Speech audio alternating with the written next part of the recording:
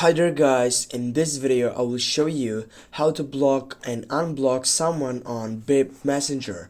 Firstly, when you get up into that section, you need to find out the person that you want to block it and then unblock it. For example, this one. And now as you can see, because this person doesn't have that application or BiP Messenger, this is why you don't have that option right down in which it will say just block this person.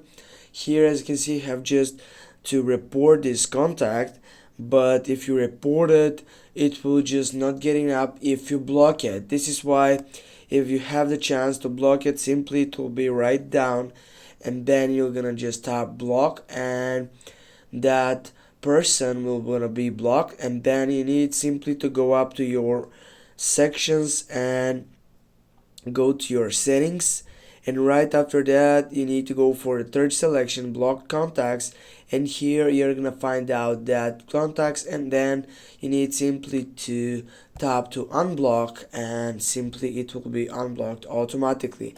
As you can see on your right upper side, you have that button.